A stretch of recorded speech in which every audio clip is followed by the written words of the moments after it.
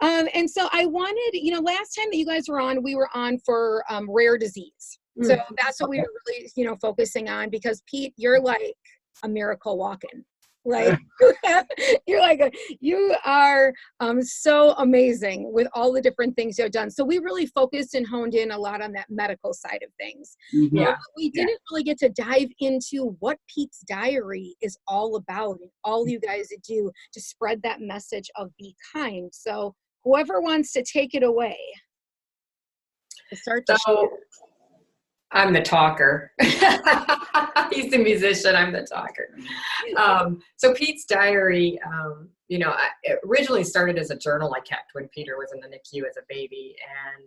And then, fast forward 10 years or so, and we started speaking at schools about kindness and being accepting of differences, and how we're all more alike than different. So Pete's Diary has evolved into our two big initiatives are Rock Your Life and Amplify Kindness, because through the journey of talking about kindness in school, we've been talking about kindness for, over 5 years. So Peter was probably in middle school when we started. And, a lot of the first conversation with schools was about how we're more alike than different, accepting differences. People look different on the outside, but we all have the same feelings and needs on the inside, and being kind. And then we kind of transitioned to, kindness is more than just, smiling and saying hello, holding the door for someone. Those are kind in a friendly way. Yeah. But they're not putting yourself out there. So, I kind of kept pushing that envelope with what does it mean to be kind? And to me, and Pete's Diary has evolved into this too, is being kind is being an upstander. You kind of hear that word sometimes. Right. And trying to differentiate when we go speak at schools to the kids, what the difference is. You might not be a bully, and you might be nice to everyone, but it doesn't necessarily mean you're being kind. You're not putting yourself out there. And we tell the kids to notice, act, check back. Okay. So you notice the kid. So if anyone's listening, hello. Notice, act, check back. So you notice the kid who's sitting alone at lunch every day. We know, who these kids are. Yeah. Right. You notice, this one's not as easy to notice, but I think a lot of kids are good at being part of a group or appearing to be part of a group, but they're not part of the conversation. They're not really included. And I saw this a lot with you in middle school. I mean, everyone was very nice to you. You weren't bullied at school. Everyone was very protective of you. Yes. Oh, yeah. But you weren't part of any sport or activity. We tried all kinds of clubs to get you in. Yeah, there was a whole bunch of it. What did you try? You tried karate. You tried scouts. Yeah. I'm like the least crafty person.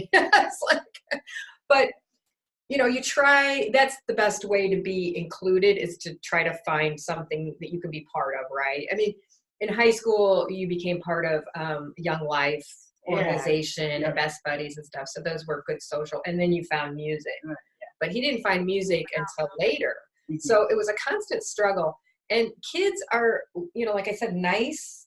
But, on the weekends, my younger son plays hockey. His whole social group is his hockey friends, because you're just kind of automatically together anyways. Right. You're not part of a group.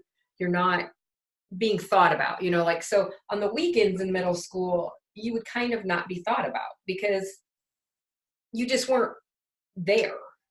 I don't think it's not an intentional thing. So you notice, you act, then you take action to reach out, to remember, oh, Pete's not, in this sport, but I bet he'd love to go have pizza with us. Maybe we'll invite him. Yeah. Let's invite him, or, to the movies if we're going to the movies after the game. I bet he'd like to go to the movies, things like that. So then the check back is kind of like, checking in to see how somebody is doing it. Am I gathering that? Yeah, we tell kids, you can't just sit down across from someone who's alone at lunch and automatically think you're going to strike up a friendship one time. So you have to check back. And sometimes people don't feel like talking. So they're gonna, not say too much. So you can share something about yourself. And you can reach out in different ways. You can invite them over to hang out and play video games. You can invite them to a movie, things like that. So notice, act, check back. In those three things that you said, which I know we're going to be really diving into caregivers because it's National Caregivers Month, as well, later in the month. But I think that notice, act, check back needs to be, aside from everybody, really honed in on in the caregiver. Yes, exactly. For sure. Because we all have supposedly this entourage of friends, and then, you become a caregiver, and then everybody kind of. Mm-hmm. Yeah. Well, and a lot of times you don't want to ask. Yes. Or you don't know what to ask for. Yeah.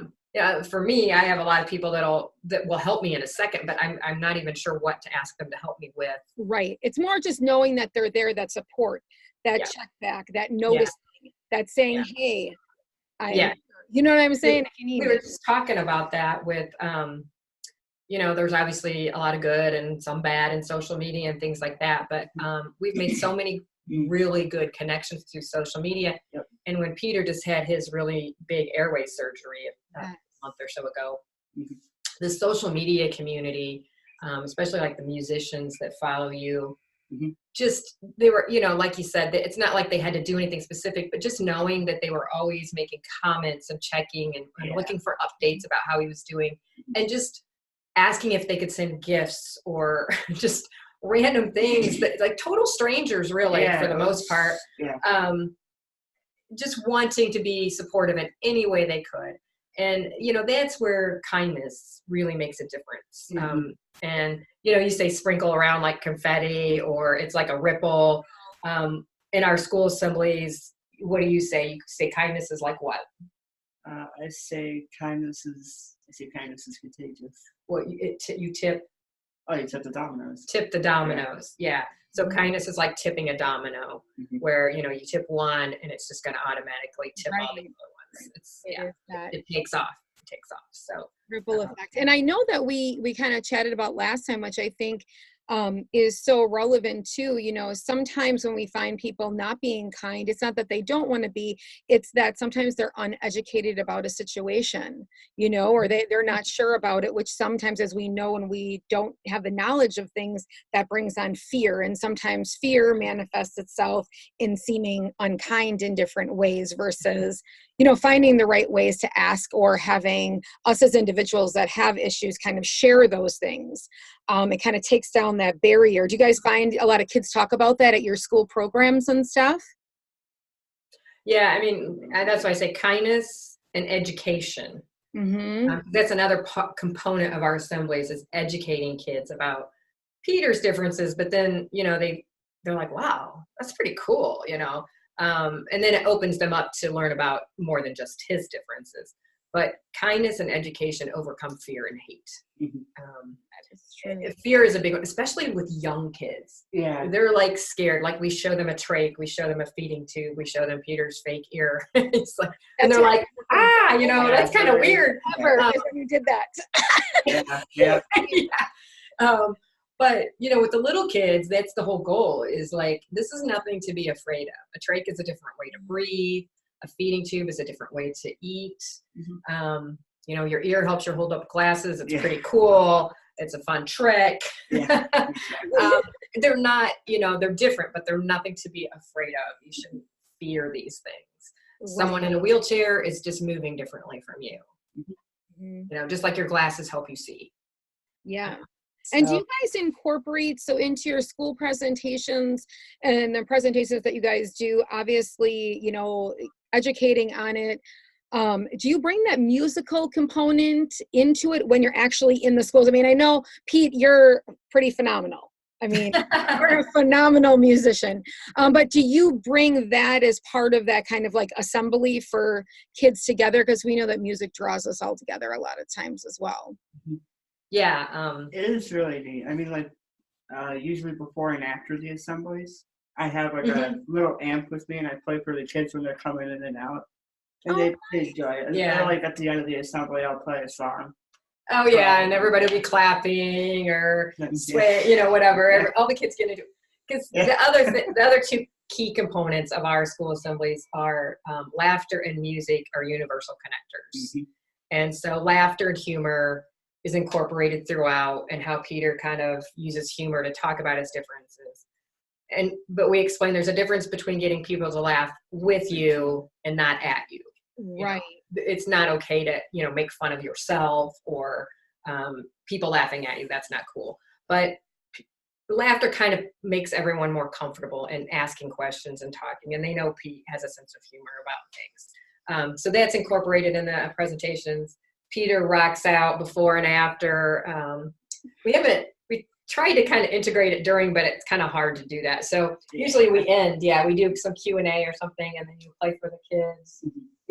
Play some music. And so it's fun because it really, you know, it's uplifting. You know, music is healing. It's uniting. Just gives off all those feel good vibes, right? Now, you know, for today, as we're, you know, amplifying kindness and we're sprinkling kindness everywhere, if people are listening today and they're thinking about, well, we should be kind every day, right? We know that. You know, but sometimes, you know, people like ideas to go off of.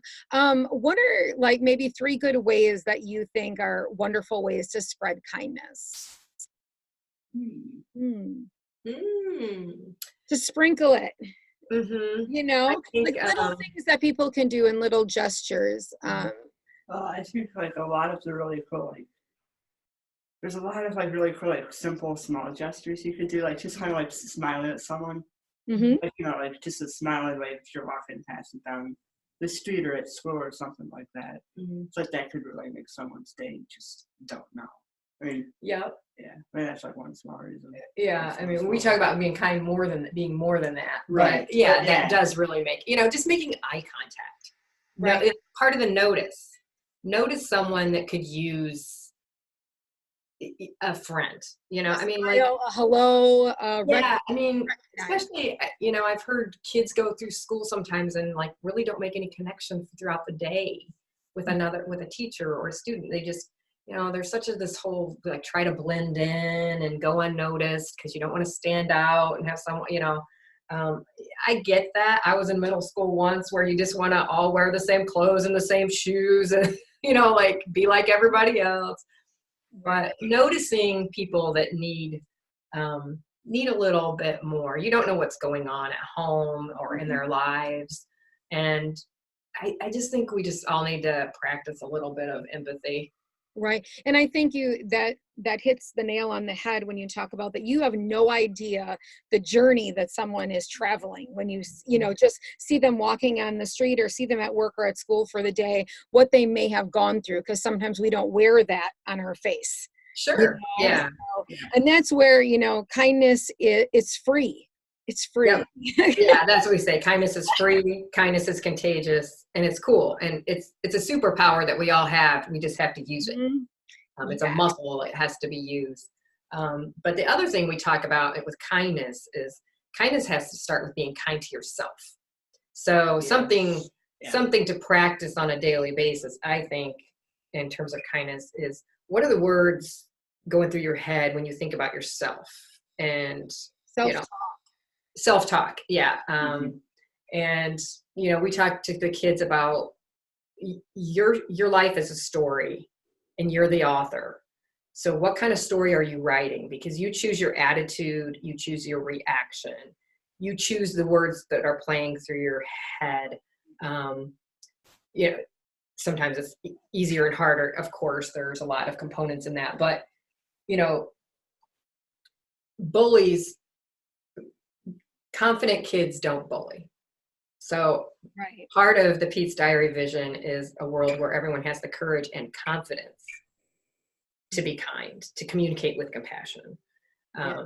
So I think that's a big component of it, is being kind to yourself. And Pete is a good example of that for kids, because I think one of the kids made a comment in the last school assembly. It was so cool. I can't remember exactly how he said it, but basically he's like one of the most positive people with how he lives his life and how he chooses to see things. Because we say you always control the titles in your chapters of your story. Yeah, somebody. So Peter says I could title my chapter. I could title it, born and deformed. Born and deformed, born with birth defects. Or, but what do you choose to title it? I choose to call it How I'm Rocking My Life as a Metalhead. How I'm Rocking My Life as a Metalhead, because literally he has a head full of metal. So we show an X-ray with all the metal in his head.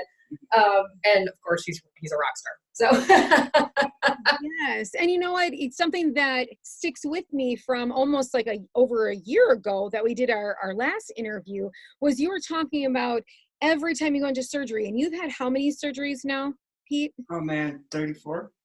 35 is next week. Yeah. So it's 35, how you go in, and when you're going back, they're playing AC/DC. And you plays a couple riffs there. Oh yeah, you got like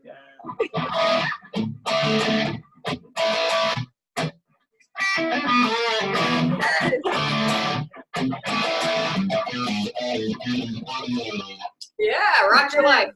Yes. After that interview, I like everyone that family and friends, I'm like, this kid Pete, let me tell you the way that he had surgery, Here, as you guys know, I had surgery 4 weeks ago, and I'm like praying and nervous, and you look at it like, I'm going to take the bull to the horn and get it done. Yeah. And out, it is all in that perspective of, the way that we look at things, our self-talk. But, to go back around, because then, Pete, I'd love for you to play for us for a few minutes, a little melody. Could you do that? Oh, let's see. Well, you think about it for 1 second. I just want to recap. Okay. And I want to make sure that there's nothing more, Dede, that you want to share. Is that our 3 things that, we really want to note, and that you guys really talk about in your presentations, is that notice, act, and check back. Yes. Yes. Education and, educating individuals, is key. And then our self-talk. So, I mean, that just kind of wraps it up. Now, I know you guys do presentations for schools. Do you guys do presentations for anybody? Yes. Or just in school systems? We speak at medical conferences, universities, things like that. Peter will share his journey as a patient. I have a presentation called How to Raise a Rock Star as my parenting journey. Now we do community events. So we can speak about, motivation, kindness, of course, the medical components of being a patient, parenting a medically complex child, being a medically complex kid, and transitioning. We've talked at a transition conference, transitioning to adult from pediatrics. Yeah, that's been a recent one. Yeah, that's a whole nother ball of wax, isn't it? Right. Oh yeah. So yes, we're open to speaking at lots of different educator conferences with teachers and professional development too. Mm-hmm. Wonderful. And I know that you guys have a website, right? PetesDiary.com. Mm-hmm. Yeah.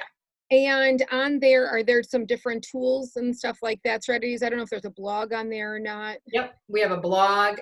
We have a show out that's called the Pete's Diary Show. It's targeted more for musicians and IGTV audience that we have. But we talk about motivation and kindness on it, along with music. Let's see. Oh, I have resources. We have book recommendations on the website, chapter book, and books about both kindness and also like learning different cultures and different stories. Reading is a great form of building empathy because you can really put yourself in someone else's shoes. Yeah. So I'm a big reader, so I have book recommendations out there. We have some recommendations on other organizations that have inclusion programs for schools, anti-bullying and inclusion programs. Like there's an organization called Beyond Differences.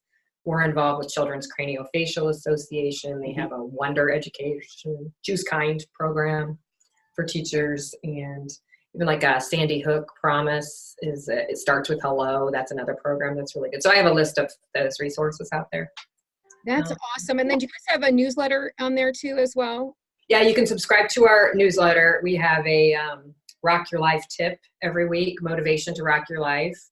And And one of them, like the whole notice, act, check back, recently I wrote about loneliness. Loneliness is 100% curable if we all do our part to notice, act, check back. So there's that, where that kind of comes in again. Nice. And I keep reading about loneliness being an epidemic, and how sad is that, because we all have the power to cure it. I mean, it's nice. Right. Why, you know, that's very unfortunate. So we need to do our part to connect with each other, because we're all of our stories are connected. That's another thing we talk about with the kids at schools. Your story impacts someone else, and it matters. And the whole, you know, suicide and things like that are very important to address and prevent. There's all that stigma around so many things that people don't talk about, and that would be everything from suicide to even being a caregiver. I mean, on that spectrum, I mean, such a variety, you know. In that, a stigma is like, well, you're supposed to be strong, you're not supposed to be weak, you're not supposed to talk about it, you're supposed to get it handled. That doesn't mean you don't have bad days, or that you're not sad, or the whole thing with loneliness. I mean, I believe that. I mean, yeah, exactly. So it just makes me sad to think that as human beings, we all have the same needs. You know, we all want to feel included, and like that someone cares about us, and that we matter. And truly, everyone matters. And for kids to feel that way is even more heartbreaking to me. So that's part of our school assemblies, is that you matter, your story matters, and you know, there's a void without it. So you need to take up the pen and keep writing your story. Love it.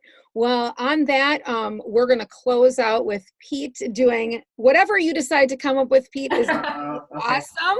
I thank you guys for joining us for World Kindness Day. Make sure if you need any more information about the On Air Advocate, you head over to onairadvocate.com.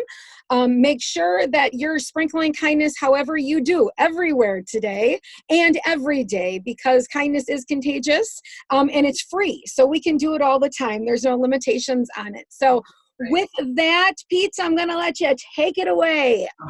Rock us out of here, man.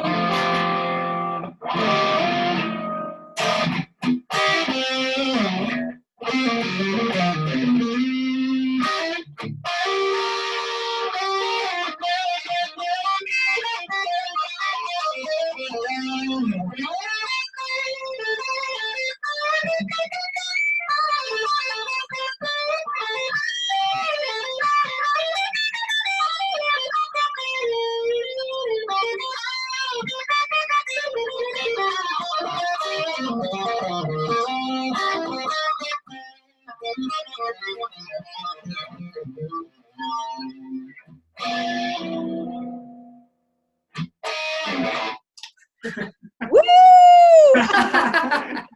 Kindness rocks. Kindness does rock. Amplify your kindness. Thank you both so very, very much for joining us today here at the On Air Advocate. And I wish you both a wonderful day. Thanks, Pete. Thanks, Dede. Thank you. Great to talk to you. Bye-bye, guys. Bye. Bye.